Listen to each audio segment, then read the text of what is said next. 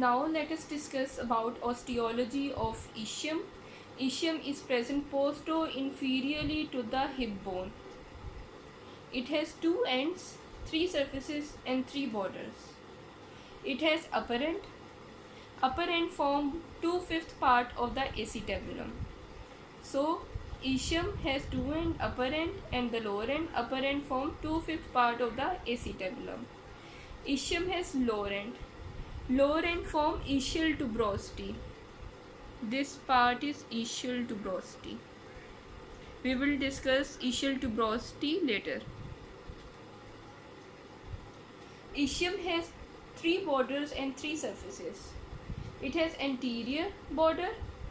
Anterior border form posterior margin of the obturator foramen. This is obturator foramen. Anterior border is forming posterior margin of the obturator foramen. It has posterior border.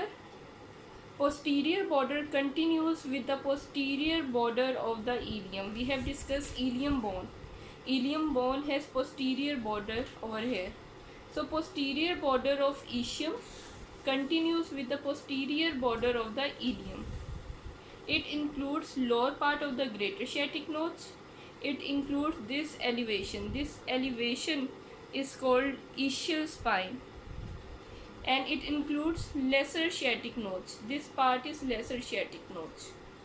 So posterior border include lower part of the greater sciatic notch, ischial spine and lesser sciatic notch. Ischium also has lateral border. Lateral border form the lateral margin of the ischial tuberosity.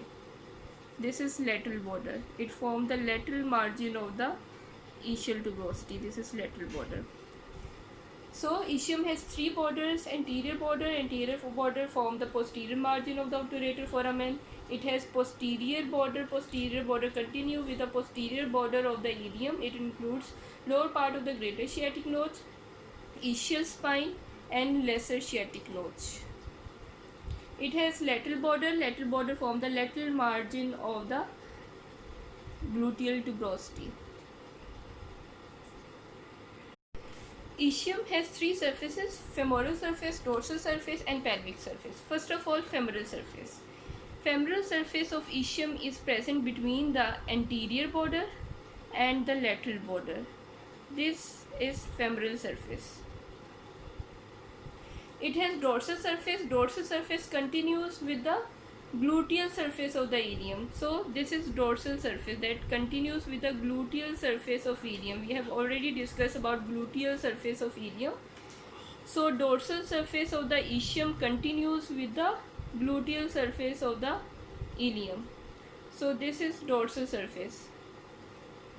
Ischium has pelvic surface. Pelvic surface is present on its inner part and this area is smooth. So we have discussed about three surfaces of ischium. Femoral surface, it has dorsal surface, it has pelvic surface on its inner side. I am giving you a quick review about ischium. Ischium is present posto-inferiorly to the hip bone. It has two end, upper end and the lower end. Upper end form 2/5 part of the acetabulum and the lower end form ischial tuberosity. It has three borders, three surfaces. Let us discuss about borders. It has anterior border that form the posterior margin of the obturator foramen. It has lateral border. Lateral border form the lateral margin of the ischial tuberosity. This is ischial tuberosity. So lateral border is forming lateral margin of the ischial tuberosity. It has posterior border. Posterior border continue with the posterior border of the ilium. This is posterior border. Posterior border includes lower part of the greater sciatic notch, ischial spine and lesser sciatic notch. It has three surfaces. Femoral surface. Femoral surface is present between the anterior border and the lateral border. It has dorsal surface. Dorsal surface continue with the gluteal surface. This is dorsal surface. It has pelvic surface. Pelvic surface is present on its inner side and is smooth. Now let us discuss about ischial tuberosity part. Ischial tuberosity part is very important for viva point of view. Also its attachments are very important. So I am showing ischial tuberosity part like this.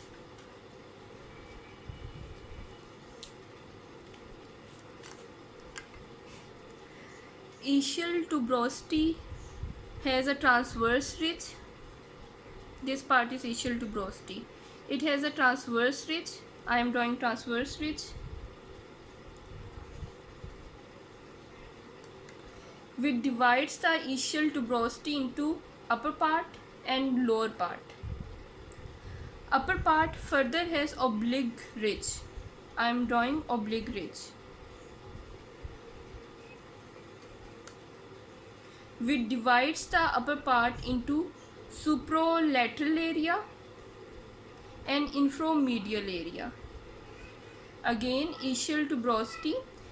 Ischial tuberosity has transverse ridge, which divides the ischial tuberosity into upper area and lower area. Upper area further has oblique ridge, which divides the upper part into supralateral area and infromedial area. Let's talk about lower part of the ischial tuberosity. Lower part of the ischial tuberosity has vertical ridge.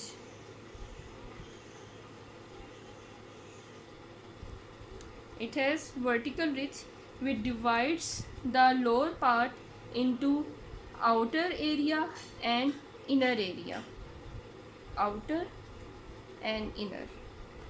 I am repeating it again. Ischial tuberosity part is very important for viva point of view. Also its attachments are very important.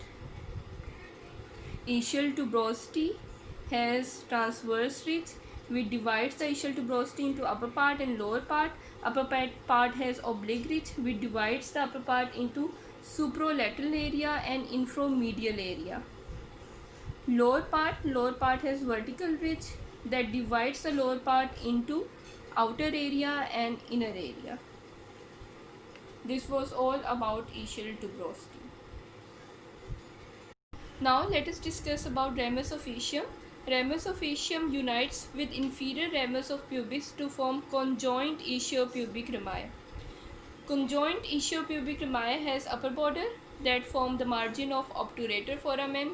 It has lower border. Lower border form the pubic arch. Two hip bones unite to form pubic arch like this. It has outer surface. Outer surface is rough. It has inner surface is smooth. So ischiopubic rami has upper border, lower border, outer surface, inner surface.